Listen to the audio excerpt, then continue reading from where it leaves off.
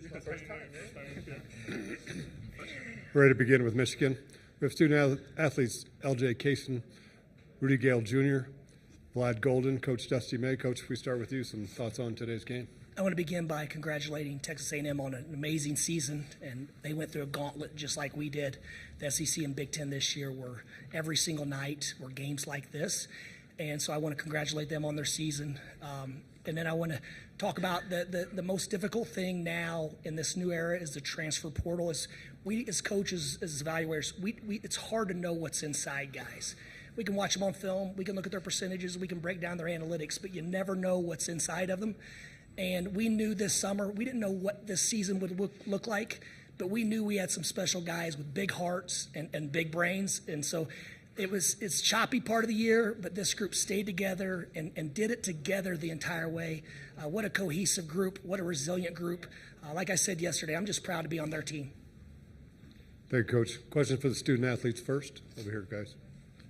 Chris Bellis at the Wolverine for Roddy. Can you describe your emotion when you got the fans chanting your name after the game and your teammates mobbing you like that? Man, it's an amazing feeling, especially all that we've been through. I feel like we were clicking at the right time, especially how we were able to finish the Big Ten tournament. And I just feel like we have a great team chemistry right now. So, you know, the kind of energy that my teammates give me, and like I just feed off of it. Right here. Hey, Vlad. Payne was having a really good game, and you guys held him without a made field goal for the final 10 minutes. What was it about that stretch when you guys were able to come back and get the lead that y'all were able to shut him down on the offensive end? It's hard to shut somebody like completely, but he's obviously a great player, and we just decided to we will have to make him finish tough shots. We will have to put body on him every single time, and just basically hope he's gonna miss, because sometimes that's all you can do. And there was luck on our side, so it happened. We keep him a little bit less score. Right here. Mike Kelly with the Associated Press. Vlad, they were the #1 offensive rebounding team in the nation, 4th or 5th overall in total rebounds, but you guys beat them in both categories. How were you able to win that battle on the glass? Coaches give us a great understanding who they are and what they do well. We played game before against one of the best stealing teams. Now we play against one of the best offensive rebound teams. So just a mindset. If we know what they do, we just will have to adjust it and be the same, have the same physicality as they are.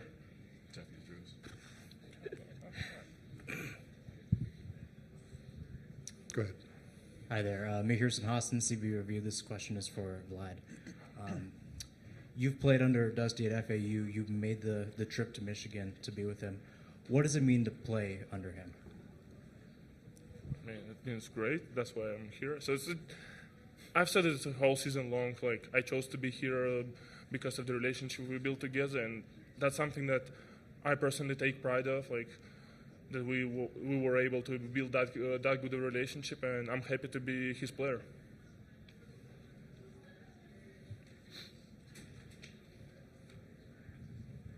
LJ, your mindset when you get into the game looks like you always want to be aggressive, but looks like you were in attack mode. Yeah, most definitely.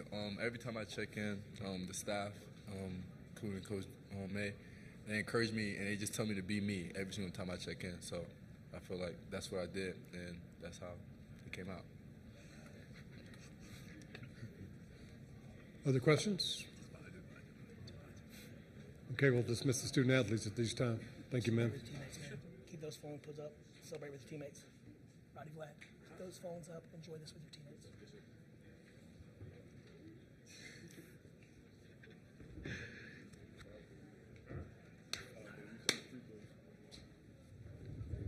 Question for Coach May. Ian Curtis with the Battalion. Coach, what does it mean to beat this A&M team? I know people have touched on it, that's so good at rebounding. What does it mean to beat them at the things that they're good at the things they pride themselves on? What does it mean to dominate a game that way? First, I think when we narrow our focus and we have a real team, initiative on something we want to get done together, it shows what we're capable of. And sometimes, I said this on the radio a minute ago, sometimes when you're you started a program new, you want to implement everything. You want your culture, you want your processes, you want your environment. So you're just constantly trying to get things the way you want them. And if it's not going well, sometimes you're just kind of inching it there. And so sometimes maybe we've done too much. I don't know. I just know that when this group is locked in on something together, then they're going to figure out a way to do it. Let's go here first. Wade Taylor hit a three to go up 70-66, and then A&M went almost 6 minutes without a made field goal. What was it about that stretch that you guys were able to lock in so well defensively and help pull away? We were able to rebound the ball. We know they rely on the offensive rebounding, and so I just thought we were getting good hits. Our guards were digging basketballs out, and then I thought we got aggressive against their three-quarter court press. And we have good playmakers, and that's what one of the timeouts I simply reminded them that we don't know what defense they're going to be in, but when I look at this group of five, I see four playmakers, and who I think is the best big in the country. And so there's no reason for us to stop, let them get organized. Let's break the press and let's get into concepts. And I think that helped us. I thought that loosened the game up. And then I don't think there's any team in the country when they're scoring, their defensive energy and intensity isn't elevated. I think that was part of it. We're here. Coach John Beeline always used to talk about the outliers this time of year. Can you just talk about what LJ brought and then how happy you are for Roddy in this situation? Yeah, well, LJ, I thought it ignited this run. We were flat, and I didn't realize until I listened to Coach Williams' press conference that we played 5 in 9 days. We played 5 games, this is 5th game in 9 days. And so I started thinking, man, do we have enough in the tank? So we wanted to get to our bench. We trust those guys. I mean, we know how good they are. When they don't play, it's just we're going with somebody that's probably a little bit older and done it before.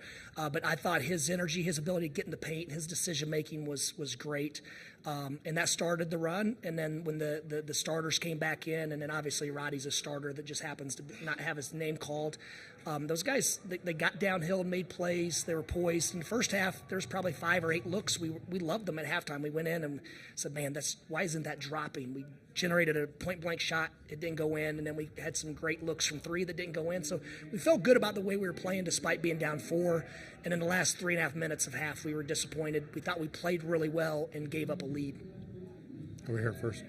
Hey, Dusty, I'm Vinny Benedetto with the Denver Gazette. You talked about not exactly knowing what you were going to get out of guys in the transfer portal. I assume that wasn't the case with Vlad, but what made you so confident that he would be able to thrive at the heightened level?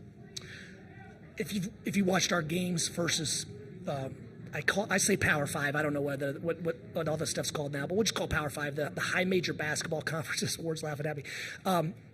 He performed at a high level, and he was out there with our power forward was 6'3", our 3-man was 6'2", 6'3", so he was out there without much size. I mean, he's battling the paint with just a bunch of small pit bulls. So, but he always did well, and I mean, it's still more about his work ethic and his character, and we went through a really I guess wild year coming off the Final Four where I think he might have been the only guy in the program, including myself, that didn't seem to change at all. It just stayed to the core with who he is, his love for his teammates and the loyalty to everyone around him. So that's where I wanted to start this program. It was if he wasn't going to be in the NBA, and I thought this place would be really good for him with the resources and banging against Big Ten bodies every night would be good for his long-term career. And that's important to us, too. We want to win games, but we also, hand in hand, want to help our guys prepare for their futures as well. Right here. Hey, Dusty, I think you said the other night after the San Diego game that you were surprised at maybe the fan reactions from the neutral fans, just kind of how they were supporting them. And I'm curious maybe how you would compare the experience of kind of being maybe an underdog to some extent in this tournament compared to what you guys are doing now and the run and how it kind of feels. Yeah, I felt UCSD was very underseeded. I thought whatever. I thought A&M and us were just two heavyweights. It was going to be a prize fight. I actually, to all the Wisconsin fans behind our bench before the game, I bartered with them and said, I promise you that if you guys will cheer for us and give us a little jolt, we'll rally the troops across the way and we'll be Badger fans in Game 2. And we want the Big Ten to do well. I think this is 10-0, Brad. We're 10-0 right now, and all the coaches and players in our league knew that this was a capability because we did it every night. We battled tooth and nail. There's no nights off. The teams that are in the tournament are just the ones that closed games a little bit better than the ones that aren't playing still. Right here. Coach, a lot's been made of Texas A&M's offensive rebounding, but they also played very aggressive, very physical defense. What kind of challenges did that present you, and how were you able to if not take advantage, find advantages, particularly in the second half? Well, I thought we did a nice job of attacking before they had their defense set, and we were getting to the spots we wanted to get to where we had open avenues and windows, and I thought Vlad wasn't on the perimeter as much. And when he's down around the basket, whether it's diving off the pick and roll or ducking in or we're running sets for him, he generates a lot of attention and overreactions is what we call them. So he made some big baskets, but he also caused some enormous overreactions, which helped his teammates get downhill and find some space, because when you're as big, strong as Texas A&M, it's not easy to find space on that court. Right there, Coach. Coach, I don't think you play till Friday now in Atlanta. How much do you guys need that rest? And the last time you had that much of a layoff, you guys looked like a different team against Purdue. Yeah, that's going to be the challenge. This is the tough part. This is, I think, the sixth consecutive time Michigan's been in the Sweet 16. So this is just kind of, when you get here, this is what you do.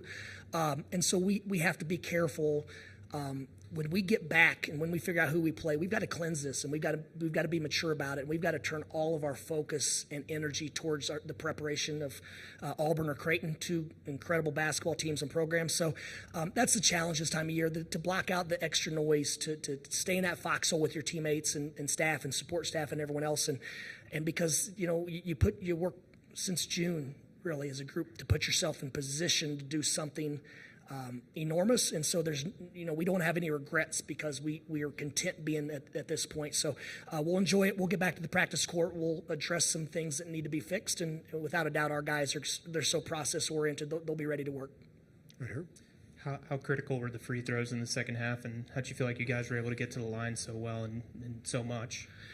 Well, I thought we came up with some loose basketballs, so 50-50 balls. We were quicker too, and that's to beat Texas A&M. You have to find, but also with LJ getting in the paint and Roddy getting downhill and Ruben getting downhill, and then Trey when he came back in, that breaks the defense down. And we do have 2 7-footers, and so we're able to keep some basketballs alive. I thought Ruben Jones, once again, a couple huge possessions. He tips it out. We get a start scratch.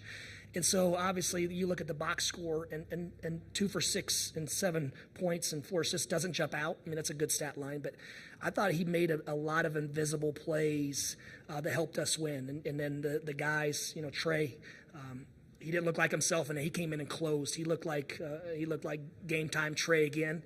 And just a complete team effort. Very happy for Ian and Harrison and Charlie to step on the floor in an NCAA tournament game. Those guys, they've been awesome in scout team and getting our players ready, along with Fat and Oscar Goodman. So happy for those guys to step on the court, show those jerseys off in front of their friends and family and whatnot. But just proud of the group's resiliency more than anything else.